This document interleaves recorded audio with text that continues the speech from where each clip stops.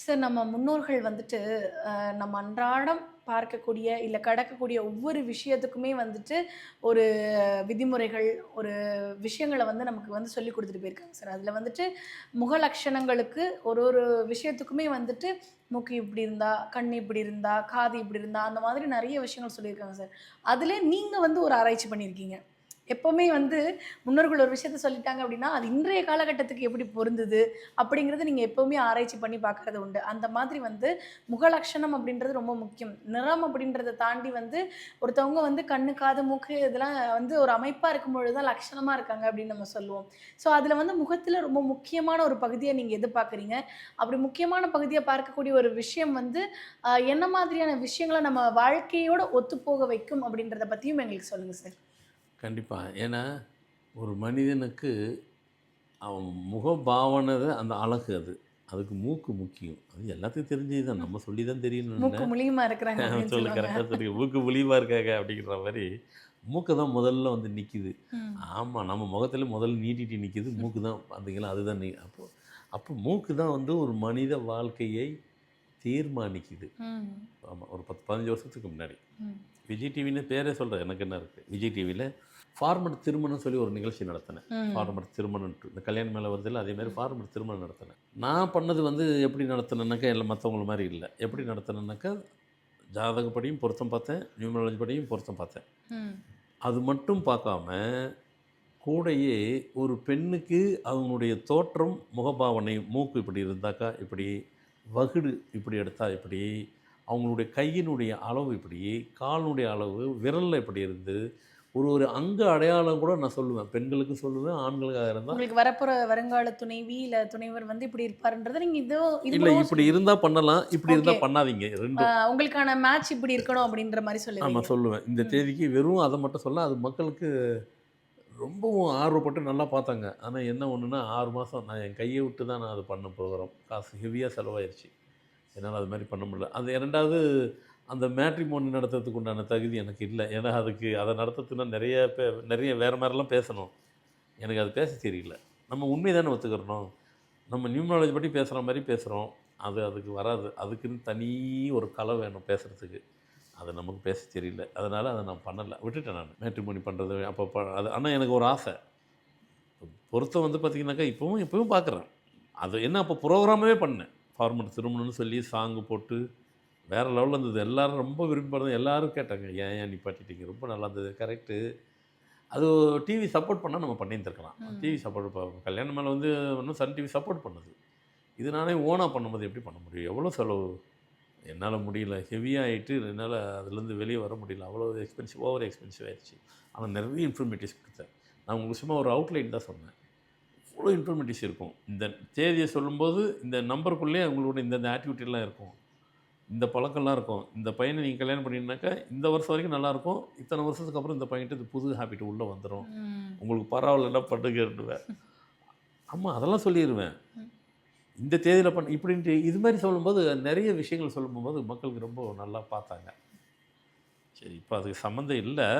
ஆனா கொஞ்சம் இருக்கு. என்னன்னாக்கா, அந்த மூக்குன்னு சொன்னேன் பாருங்க, அது மாரிலாம் சொல்லுவேன். அதில ம். சொல்லியிருப்பேன். என்னைக்கோ. மூக்கினுடைய அமைப்பு இப்படி இருக்கணும். ஆ. காதினுடைய அமைப்பு இப்படி அதுக்காக அது இருக்கணும். படாருன்ட்டு மைண்ட் அங்க போயிருச்சு.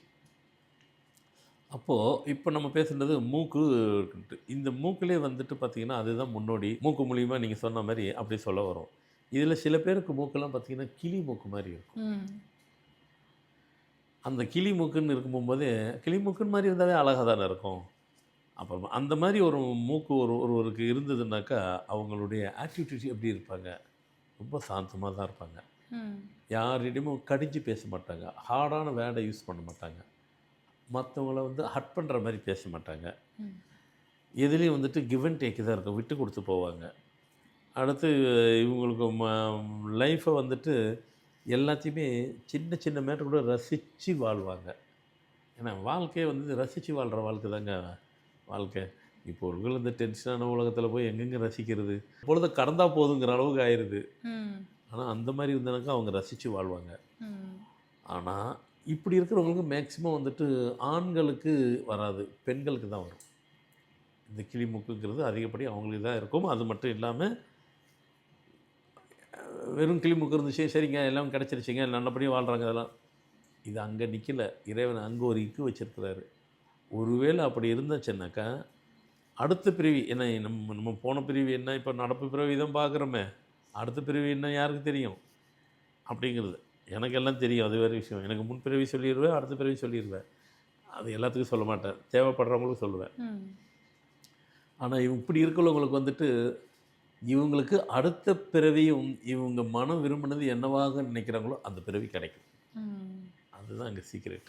சில பேருக்கு வந்துட்டு பார்த்திங்கனாக்கா அந்த மூக்கு பார்த்திங்கனாக்கா கழுகு மூக்கு இருக்கும் பாருங்க, பார்க்குறதுக்கே ஒரு மாதிரி இருக்கும். என்னடா இவன் மூக்கு ஒரு மாதிரியாக இருக்கலாம் அப்படின்ட்டு, அது கழுகு மூக்கு. அப்படி இருந்தாங்கன்னு வச்சிங்களேன், இது வந்து ஆண்களாக தான் இருப்பாங்க. ஆளே கொஞ்சம் ஹார்டாக தான் இருப்பாங்க. ஏங்க கழுகு மூக்குன்னாவே நாங்கள் சொல்லிடுவோங்க அது ஹார்டாக தாங்க இருப்பாங்கன்னு. இல்லை சொல்கிறேன், அப்படி தாங்க இருப்பாங்க, எங்களுக்கு தெரியும்பீங்க, பரவாயில்ல. மற்றவங்களுக்கு பேச்சே பார்த்தீங்கன்னாக்கா ஒரு மாதிரி மிரட்டல் துணியில் தான் பேசுவாங்க. கடா முடா தான், அடா புடா கடா புடா தான். அவங்ககிட்ட மென்மை, ஆமாம் அது இருந்தால் மென்மைத்தன்மை எப்படி இருக்கும், அதெல்லாம் இருக்காது, ஹார்டாக தான் இருப்பாங்க. ஆளும் கொஞ்சம் கோக்குமாக்கு வேலை இதெல்லாம் பார்ப்பாங்க.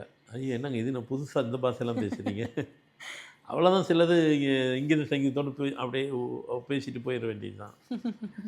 இவர்களுக்கு வாழ்க்கை துணைவி ஸ்பௌஸே வந்துட்டு இவங்ககிட்ட பேசுறதுக்கு பயப்படுவாங்க. அப்போ மொத்தத்தில் இவங்ககிட்ட பாசிட்டிவான ஆட்டிடியூட் வராது. அவங்களுக்கு இருக்கக்கூடாதுங்கிறது எண்ணம் கிடையாது. இந்த மூக்கு இப்படி இருந்துச்சுன்னா அவங்களுடைய ஆட்டிடியூட்டை மாற்றுது. அங்கே அடையாளம் நமக்கு மாறுச்சுன்னாக்கா வாழ்க்கையும் மாறுது. சாமி கும்பிட்ற போகும்போது கூட இவங்களுக்கு வேலை ஆயிடுச்சுனாக்கா சாமி கும்பிடுவார், அந்த காரியம் நடக்கலைனாக்கா சாமி கும்பிட மாட்டாங்க. அப்படி ஒரு ஆட்டிடியூட் இருக்கும். ஸோ இவங்களுக்கு வந்துட்டு அடுத்த பிரிவில் எப்படி இருப்பாங்க அப்படின்னு சொல்லிட்டு சொன்னாக்கா அதை ஏன் நான் சொல்லணும், நல்லதாக சொல்லிட்டேன், இதை ஏன் சொல்லணும், அது அவங்களுக்கே தெரியும், அவங்க ஸ்பௌஸுக்கே தெரியும். நீ இந்த சேட்டை பண்ணுறிய, இவ்வளோ சேட்டை பண்ணுறா, அப்போ உங்களுக்கு அடுத்து என்னாகிறது தெரியும். அப்போ இதெல்லாம் எதுக்கு நம்ம பேசுகிறோன்னாக்கா, சரிங்க எங்கள் மூக்கு கழுகு மூக்கு மாதிரி இருந்துச்சுங்க, என்ன பண்ண சொல்கிறீங்க, நான் பேருக்கு எதனா மாற்றி திருப்பி அது கிளி மூக்கு மாதிரி மாற்றிக்கிறோமா, அதெல்லாம் ஜாத்தியே இல்லை. அது எப்படி நடக்கும், கிளி தான் கழுகு தாங்கிற மாதிரி. எதுக்காக சொல்ல வரேன்னாக்கா, நம்ம மனிதனுடைய வாழ்க்கையில் அந்த அங்க அடையாளம் கூட நம்ம வாழ்க்கையை தீர்மானிக்குது. நம்ம வாழ்க்கையை தீர்மானிக்கிறது அங்க அடையாளம் கூட தீர்மானிக்குது. இப்போ உங்கள் வாழ்க்கையை தீர்மானிக்கிறது அங்க அடையாளம், எல்லாத்துக்கும் அப்படி தான். இதை நான் நிறைய தான் எழுதணும்னு நினச்சேன்.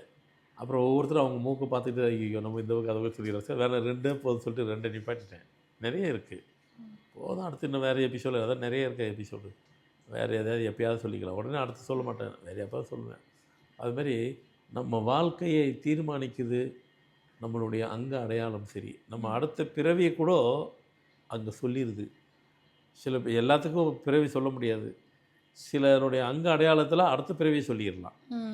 சரி, இப்போ நீங்கள் சொல்கிற மாதிரி வந்து என்னுடைய முகலட்சணம் இப்படி இருக்குது, அதை ஒன்றும் பண்ண முடியாது சார், எனக்குள்ளே இந்த கேரக்டர் இருக்குன்றது நீங்கள் சொன்னதுக்கப்புறம் தான் நான் எனக்கு உணர்றேன். அதை மாற்றுறதுக்கு ஏதாவது வழி இருக்குமா சார்? மூக்க மாற்ற முடியாது, கேரக்டரை மாற்றுறதுக்கு ஏதாவது வாய்ப்பு? அதுதான் நான் சொல்ல வந்தால், நீங்கள் அது மாற்ற முடியாது. கிளி தான் கிளிமூக்கு தான் கழுகு தான், அது மூக்கெல்லாம் மாற்ற முடியாது. ஆனால் அது இருந்தால் இதெல்லாம் இருக்குங்கிறத சொல்ல வந்தேன். நீங்கள் என்ன சொல்லிங்க, சரி சார் இருந்துருச்சு சார், கொஞ்சம் மாற்றி கொடுங்க சார், அடுத்துதான். அப்போது இது வந்து இறைவனால் தீர்மானிக்கப்பட்டது, நிர்ணயிக்கப்பட்டது. அப்போ இறை வழிபாடு கொஞ்சம் அவங்களுக்கு இறை வழிபாடு இருக்கும். கிளி மூக்குன்னு சொல்ல பார்த்திங்கன்னா அவங்களுக்கு இறை வழிபாடு அதிகமாக தான் இருக்கும். அவங்க சொல்ல தேவையில்லை, இவ்வளோ இருக்கும்போது அதெல்லாம் இருந்தால் தான் இவ்வளவும் கிடைக்கும். இவ்வளவும் கிடைக்குதுன்னா அது இருக்கும், இவங்ககிட்ட இது இருக்காது. அதுதான் அது சொல்லும்போது சொல்லிட்டல. அப்போ இறை வழிபாடு கொஞ்சம் கூடுதலாக முதல்ல வைங்க. அங்கே முதல்ல போய் கனெக்ட் ஆகுங்க. அங்கே கனெக்ட் ஆகிட்டு ஓகேன்னு வரும்போது உங்களை ஆட்டிவிட்டிலாம் மாறும். ஆட்டிவிட்டிலாம் இப்போ கொஞ்சம் மாறிடுச்சிங்க, இப்போ நான் 2 வருஷம் நல்லா மாற்றிட்டேங்க அப்படின்னு என்றைக்கு உங்களுக்குள்ளே என்றைக்கு அந்த ஃபீல் வருதோ அப்போ ஃபார்மல் நியூமராலஜி சொல்லுங்கள், அப்போ பேர் மாற்றலாம். ஸோ ஒரு கிளிமூக்குக்கு உண்டான வாழ்க்கை என்ன வருதோ அந்த வாழ்க்கை கூட உங்களுக்கு கொடுக்க முடியும். அது இப்போ இல்லை, அப்போ பார்க்கலாம். முதல்ல 2 வருஷம் நீங்கள் உங்களுடைய ஆக்டிவிட்டி எல்லாம் மாற்றிடுங்க, இறை அருளில் போயிட்டு கனெக்ட் ஆகிருங்க. அப்போ ஆனதுக்கப்புறம் அது சாத்தியப்பட்டுருச்சு, உங்களாலே உங்களுக்கு அது சாத்தியப்பட்டுருச்சுனாக்கா அடுத்த ஃபார்மல் நியூமராலஜி நம்ம சாத்தியப்பட வைக்கலாம் முடியும். கண்டிப்பாக சார். ஏன்னா நிறைய பேருக்கு வந்து வாழ்க்கையில் வந்து எதனால் பிரச்சனை வருதுன்னே தெரியாமல் இருப்பாங்க. இதுவும் கூட ஒரு பிரச்சனையாக வரும். அதுக்கு இப்படி ஒரு சொல்யூஷன் இருக்குது அப்படின்றப்ப கண்டிப்பாக பார்த்துட்டு இருக்கக்கூடிய நேயர்களுக்கு ரொம்ப பயனுள்ளதாக இருக்கும் நம்புகிறோம். ரொம்ப நன்றி சார். வணக்கம்மா.